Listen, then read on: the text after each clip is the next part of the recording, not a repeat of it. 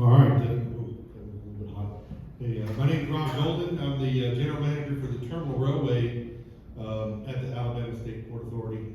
So unlike these two gentlemen, I'm not so much on the port side of things. I try to keep my ear down and hear things, but a lot of it sounds like the teacher from, Charlie Brown won't want to be, because I'm a railroader for 22 years. So bear with me as I try to get through some of our slides to introduce the Port of Mobile for those of you that don't know us. And for those of you that do know us, hopefully I don't turn you off, because I'm doing the best I can here. So next slide, please. The port was established in 1928. We've been going pretty well. The railroad was here a little bit longer than that, but a lot of our structures and rail are from that year. It got formalized a little bit better later on in life. We've got about a 3,700 acre footprint in Mobile, but that's about all the acreage in Mobile that's available for our port. So we're doing as best we can. We did do in fiscal year 21 a little over 500,000 TEUs, which is a big news story for us in Alabama. We're the only deep water port in Alabama, mainly because it's not very big footprint in the Gulf. And we're supplying quite a bit of jobs, whether directly or indirectly, to the state and locally to our communities there. We do service all the counties at some point from the port in the state of Alabama, all 67 counties, which is a big news story for us as well. Our railroad Class 3 terminal switching outfit, not one of the big Class 1s, but we're Class 3 terminal switching outfit owned by the port. We service the port. We're the primary servicer of the port. We interchange with quite a bit of folks here, which I'll get onto here a little bit later. But we did about 220,000 cars last year through the terminal railway. Next slide, please. This is a layout kind of our port here. The bottom of the screen is I know this is kind of going to be a little backwards, but it is actually the north end, and the top of the screen is the south end. There at the top of the screen on the right-hand side, you can see our McDuffie Coal Terminal, where we're exporting coal, importing coal, moving coal back and forth around everywhere. I'll get into that a little bit later. We also have our container terminal up there, which is growing quite a bit, and I'll get into that in the slides a little bit later as well. Right now, we've got 45-foot drafts in the lower harbor, 40-foot in the upper harbor. The primary, besides just dredging, we do have a couple tunnels that run through there for Interstate 10 and the Causeway, so that is a little bit of an issue there. Got some petroleum folks there on the left. Our steel, one of our steel division is on the left there, Pinto Island. On the right-hand side of the canal there, you can see in the bottom of the screen the black area. That's actually this is an old picture, and I apologize for that, but that's our new auto terminal facility, state-of-the-art auto facility, so we can roll on, roll off partly finished automobiles, finish them up, and import them on in. It's set up so that with 10 tracks, we've got room for a unit train basically to land there. We've got space for a second unit train, preferably to come in the next day, so that we can shuffle in and out. We've not really got that up and running just yet. The supply chain demand there for automobiles has really hampered what we thought would happen here right at the inception of COVID as we were opening up the terminal. So, but we also have a grain facility where we're exporting grain, importing grain. We got our Alabama Steel Terminal there, just north. We actually have right there above the black, in between the black is our CGR rail ferry service, where we load cars onto a rail ferry that goes between Mobile, and I'm going to butcher this, but it's Coatzacoalcos, Mexico. Not as close as I can get. I don't know. I'm not going to do it better for me. Next slide, please. General our capital investment there, we're talking about $130 million to rehabilitate our wharves and piers. Some of these were built in the 1920s with cotton bales, and we've got one that we're going to start on first that has been out for a little bit. We did secure some funding for that, and we'll be able to upgrade all the ports dockage there for the ships to pull up to. Our container terminal has went through 3 phases already. We've just signed a deal here to go on the 4th phase. It's going to be about $74 million. Well, I'll get into our canal here in a minute, but with the 50-foot canal, what we're going to, we're going to need more capacity for them to land. We do not have on-dock rail per se. We do have a logistics park that we dray over to that's less than a 5-minute drive with our day cab drivers to get the TEUs or the containers off the ship and over to the rail yard, and then loaded on the rail.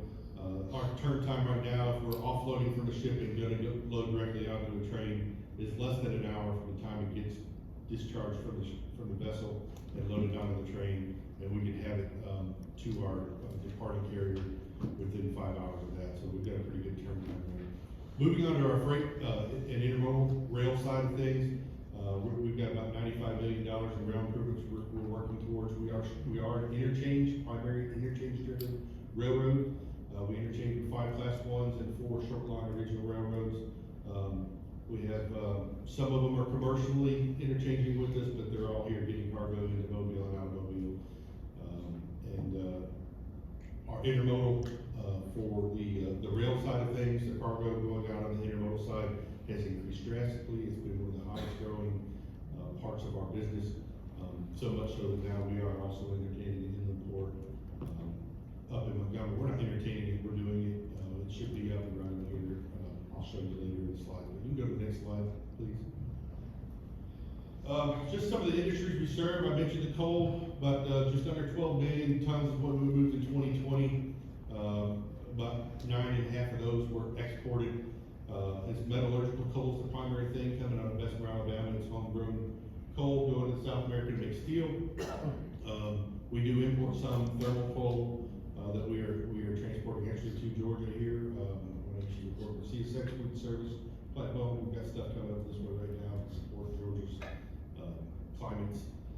Containers, that's another big part of our business. It's the biggest growing part of our business. For the railroad side, we're experiencing triple-digit growth year over year. But it's young also, right? So we haven't really been moving containers till probably late 16, early 17. We're 5-6 years into this.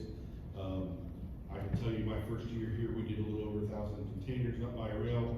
Sometimes it's 1 car a day with 2 containers on it. Sometimes it's a 3-pack with 6 containers. I can tell you this year alone, in fiscal year 22 that's coming to a close, we've done almost 20,000 containers, which was almost double what we did last year. Steel's a big part. We import pig iron, take it somewhere, export the metal back out, which comes back in.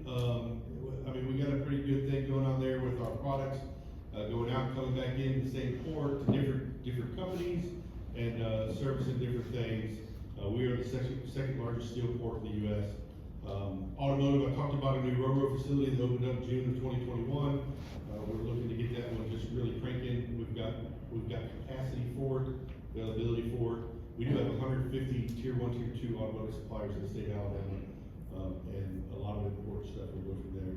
Matter of fact, our inland port that we'll be talking about here in a minute is another, like the West Georgia port that we mentioned here is going to be serving, or Eastern Alabama auto facilities as well. Not the same one, just a different one. And in Alabama, we're doing 15 different passenger models in 2021. And forest products, we're the second largest producer of pulp and paper in the States, second largest timberland base. We're doing a lot of paper type things, paper products, exporting. Next slide, please. This is the McDuffie Coal Terminal. There's a lot of stuff going on there. We have started in April rehabilitating our tandem car dump. We have 2 different car dumps at McDuffie, a single car dump and a tandem car dump. We just completely upgraded the tandem car dump. I'm told we took the Pinto out, put the Lamborghini in. It is not been at full capacity until this week. It's supposed to be, I think yesterday actually, is when we got to full capacity with the tandem car dump. And when I say full capacity, the new dump can roll 1 car at a time, whereas the old dump can only roll 2. So if we need to do maintenance, we can actually do maintenance on the 1 dump while we're still dumping the coal train there, doing maintenance, and be safe about doing the maintenance. In the time we've got it up and running online here for the past, say, 3 weeks, we're doing better times, only dumping 1 car at a time, and than we have been historically at the tandem car dump. I'm told since I've been up here in Atlanta, that they've started rolling both cars at the same time now, so we should be about to cut it loose and let her eat, so we'll see how it goes. But like I said, we've been doing 6-hour dump times on 100-car trains, since we started running with one girl here in Mobile. We got the single car dump as well, that was replaced here in 2019. We can, load, unload trains, load, unload barges, load, unload vessels, so, we're importing, exporting, like I said. Next slide, please. This is just a look at the Lamborghini. Don't want to have one of them Miami paint jobs on it or nothing like that, just plain white. You drive around Alabama, that's about all your vehicles anyway, so might as well have it as a dump too. Next slide. Our harbor, so we're deepening and widening our channel. This is ongoing. We've got 2 awards out for people that are doing the contracts, doing the dredging, doing the widening. We expect to have this done somewhere around Q1 of 2025. Currently 45-foot depths, like I said, we're looking to get to 50 in the Bay River channels and 52 in the bar channels. And we're gonna have a good turning basin in there that is gonna assist as well, with all the other stuff going on.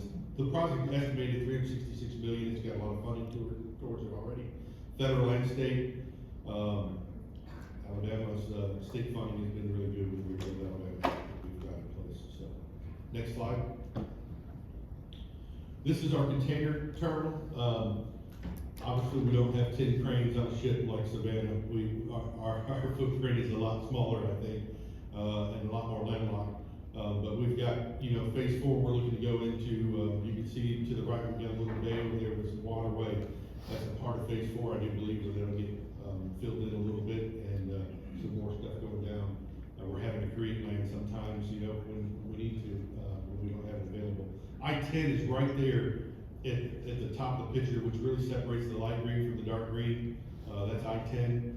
I-65 is just around the corner a little bit, off the picture there, but we've got a good interaction with our container terminal, with both interstates, going east and west, or going north.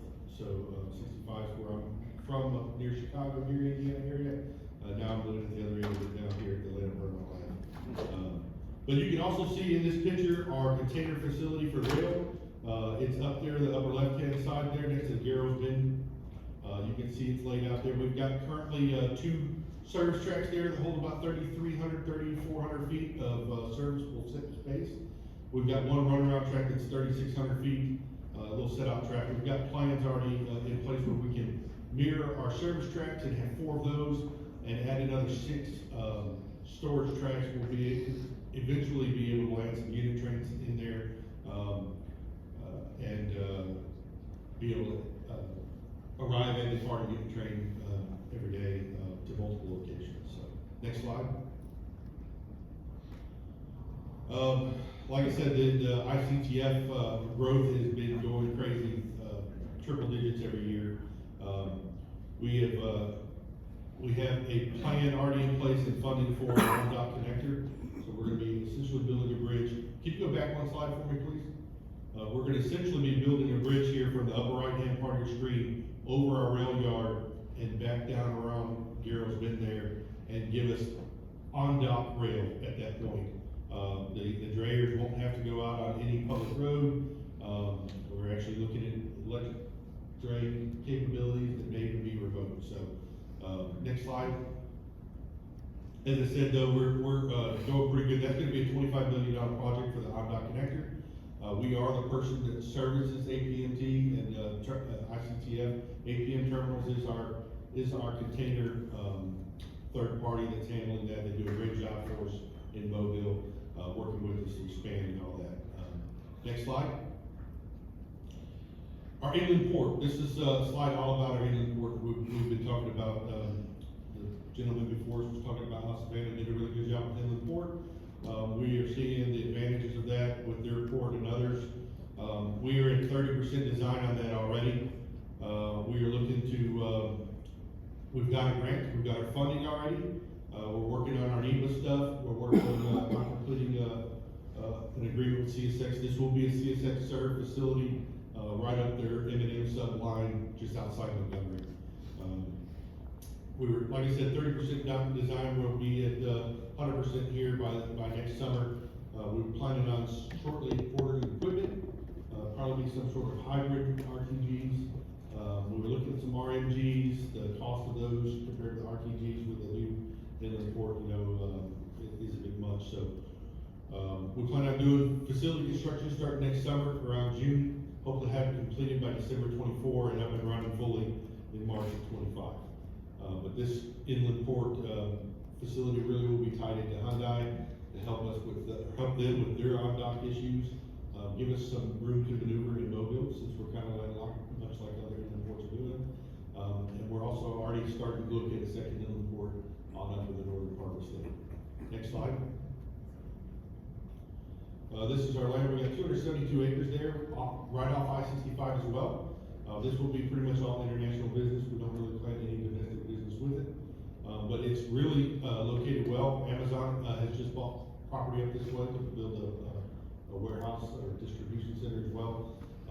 Coca-Cola is already up in this spot. Hyundai's up in this spot. Knowing that we're about to put an inland port in, there's a bunch of folks that are looking to do some export business that are already buying land up around our inland port site.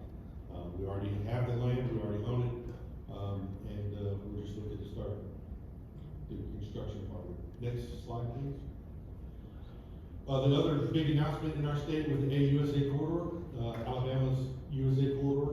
This will be served by the Norfolk Southern primarily. It is their route going into central Alabama to McAllen, which is their big intermodal yard there, just outside of it'll be public and private, and it'll be good because there'll be a third carrier. We have 2 carriers now that we're doing business with daily, shipping out 30, 40 containers a day each route.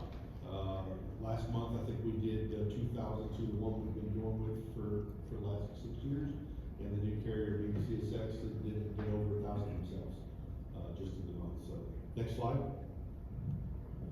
Just our vision, so to speak, of where we're moving by rail primarily.